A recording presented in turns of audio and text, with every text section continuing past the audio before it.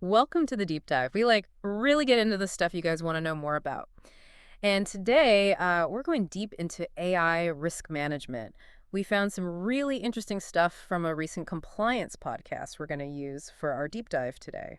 Yeah, it really is kind of like, exploring new territory. I mean, the AI it's moving so fast, and that Mhm. obviously brings, a ton of new risks for companies to figure out, how to handle. Totally. So, to kind of set things up for everyone, what are some of the biggest things companies are facing right now when it comes to this whole AI risk thing? I think one of the biggest, issues right now is like how do you balance innovating so quickly with having a good, strong risk management system? Yeah.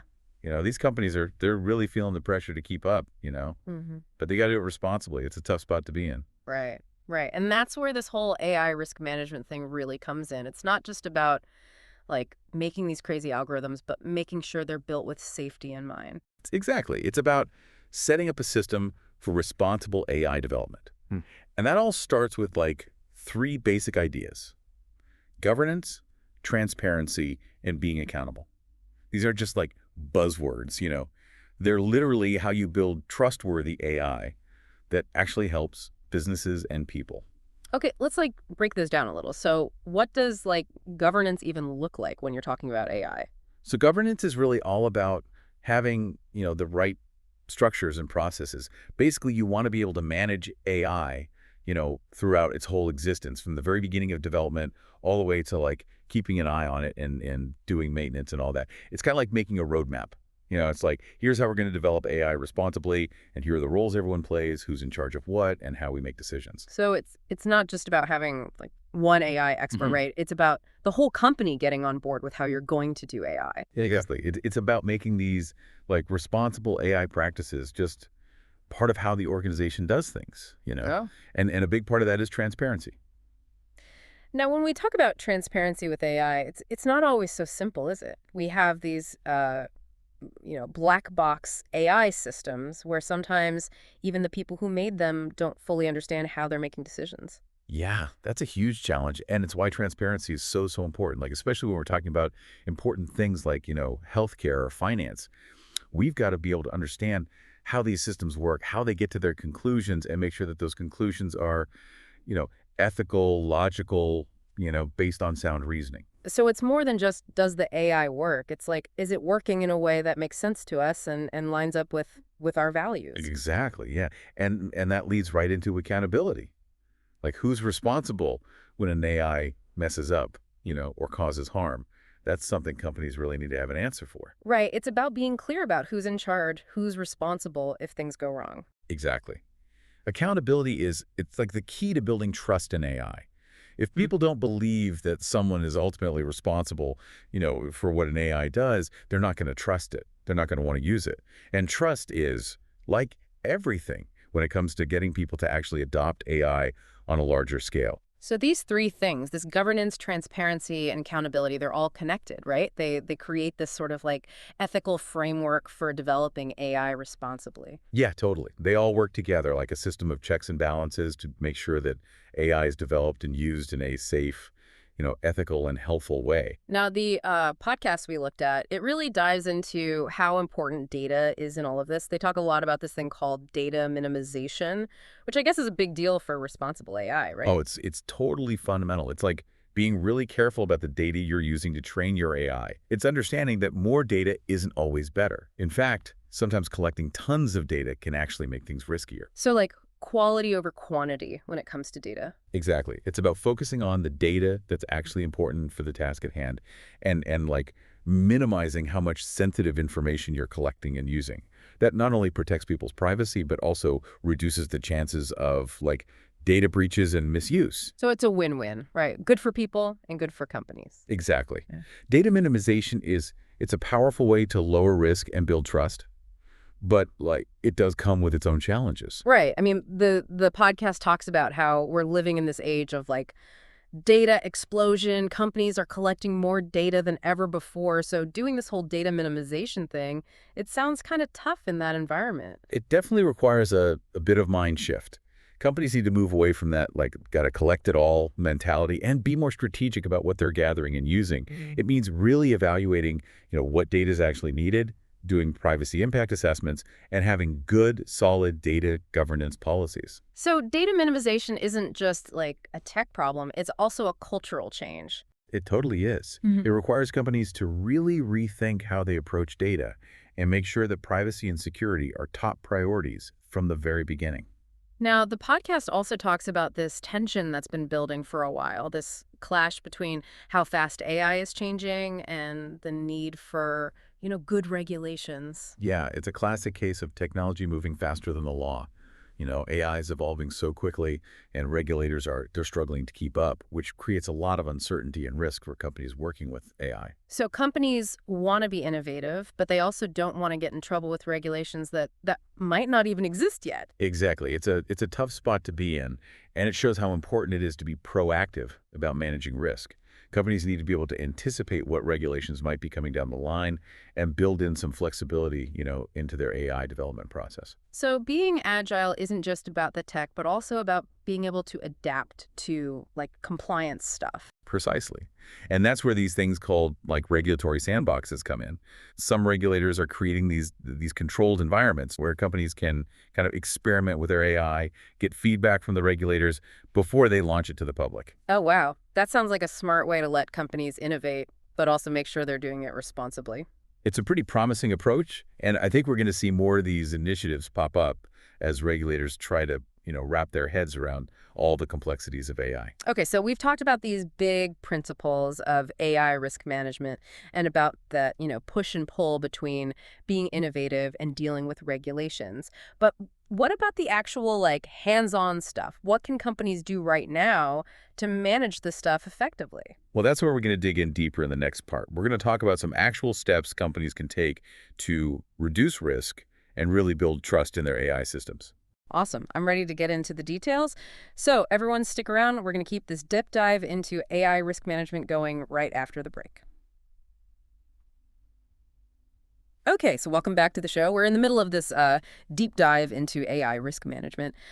Last time, we talked about the big principles and like how companies are trying to stay innovative without getting ahead of the rules and regulations. So now let's get practical. What can companies actually do right now to manage all this? Yeah, it's not enough to just say, oh, yeah, AI risk is important. You got to, like, actually do something, right? Put Uh-huh. things in place to, like, prevent harm and make sure people trust their AI systems. So what are some of the best ways to do that? What can companies start implementing like today? One of the most important things is to have a good, solid AI governance framework. This is basically like creating the rules of the game, clear policies, procedures, who's accountable for what, that kind of stuff. It should cover like every part of how you develop and use AI. So it's like that rule book we were talking about before, right? Laying out how AI should be developed, used, and like kept in check. Totally, yeah.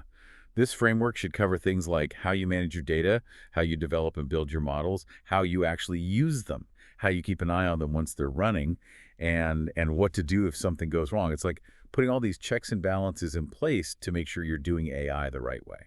Now, the podcast, it really stresses how important testing is, like really rigorously testing and validating everything. How does that all fit into the bigger picture? Oh, testing is huge. Yeah. Testing and validation are like how you find and fix any problems before they blow up. Yeah. And you're not just making sure the AI works like it's supposed to. You're making sure it's not going to do anything, unfair or violate anyone's privacy or create some other kind of problem you didn't see coming. Right. So it's not just about does it work? It's about is it doing the right thing the right way? Exactly. And testing has to be like a constant thing. It's not like you test it once and you're done. Yeah. You got to be testing at every stage of the game, from development to deployment, things like checking for bias, doing adversarial testing, making sure you can explain why the AI is making the decisions it's making. Okay, now let's talk about data privacy and consumer rights. Those are like really hot topics these days, especially with all this AI stuff going on. Absolutely. People are way more aware now of how their data is being used, and they want more control over it. And that's where laws like GDPR and CCPA come in, Yeah. They set some pretty strict rules about how companies can use people's data. So companies need to make sure their AI systems are following those rules and respecting people's rights. Yeah, big time. That means having strong data governance policies, getting people's consent to use their data, collecting as little data as possible, and making sure people can see their data, correct it, or delete it if they want to. Okay. Now, there's this other idea the podcast talks about, having a mindset of continuous improvement. What does that even mean for AI risk management? Well, AI is changing so fast, right? So the Hmm. risks are always changing too. Right. So managing AI risk isn't like a one-time thing. It's a constant process. You're always learning, adapting, trying to get better. So companies need to be ready to change how they're managing risk as new challenges and new technologies come up. Yep, exactly. You got to constantly be monitoring your AI systems, getting feedback from users, keeping up with the latest research, that kind of thing. Now, the podcast also goes into some specific frameworks and regulations that companies need to know about. Can you tell us more about those? Oh yeah, there's a bunch of them popping up, both from Hmm. the U.S. and around the world. There's like the NIST AI Risk Management Framework, ISO 42001, the EU AI Act, and then individual states are starting to come up with their own AI laws too. Wow, so it sounds like there's a lot to keep track of. It can definitely be overwhelming, but it's super important to stay on top of things Mhm. and make sure that, your AI is playing by the rules wherever you're operating. Can you give us like a quick rundown of some of the big things companies need to think about when it comes to these frameworks and regulations? Sure. One of the big things is like transparency. A lot of these rules and frameworks are saying, hey, you got to be able to explain how your AI works, how it makes decisions. And that could be tough with some of these more complicated AI systems, but it's crucial for building trust. So it's about making those black box AI systems a little less mysterious, right? Right. People are working on ways to do that, like building tools that can explain what's going on inside the AI's head or finding ways to simplify those really complex models. And another big thing is like detecting and fixing bias. Well, That. oh yeah, huge. Hmm. AI systems can like pick up biases from the data they're trained on, and that can lead to some really unfair outcomes.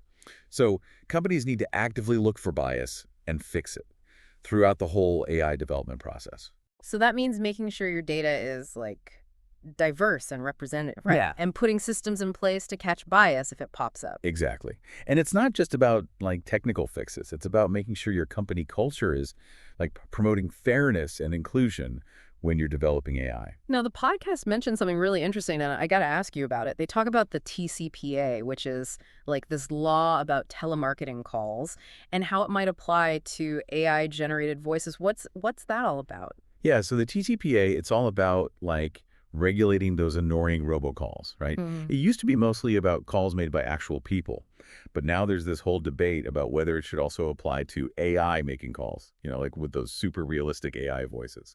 So, if a company is using AI to make sales calls, they might have to follow the TCPA. That's the question, yeah. It's a great example of how, like, old laws might need to be reinterpreted or updated to keep up with all this new AI stuff. So, you can't just assume that just because a law is old, it doesn't apply to new technology. It's like a whole new world of legal stuff to figure out. Totally. And it really shows how important it is for companies to stay up to date on the latest legal and regulatory stuff, and maybe even, like, talk to a lawyer who specializes in AI. Okay, so we've covered a lot here. Setting up good governance, understanding all these regulations, making sure things are being tested properly. It seems like managing AI risk is like a really complicated thing that needs a lot of different approaches. It definitely is. There's no, like, magic bullet solution. But if companies follow the principles we've been talking about and put some of these strategies in place, they can, reduce risk, build trust, and really make the most of AI in a responsible way. Okay, so now let's turn our attention to the future. What are some of the big trends, the things that are like on the horizon for AI risk management? Well, there's a lot going on. It's all really exciting. We're going to talk about all that after the break. All right, welcome back to the deep dive. So last time we were talking about, all the stuff companies are doing right now to deal with AI risk. But now let's get a little futuristic, What's coming next? What's like on the horizon for all this?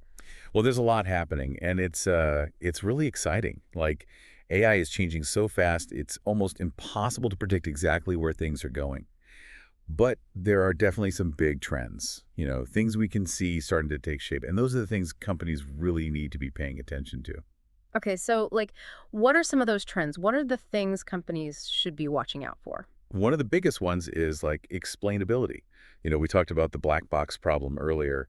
As AI gets more complex and as we start using it for more and more important stuff, people are really going to want to know like how these systems are making decisions, especially when those decisions have real consequences. That yeah, makes sense. Nobody wants to just trust a machine blindly, especially when it comes to like big life decisions or important stuff like that. Exactly.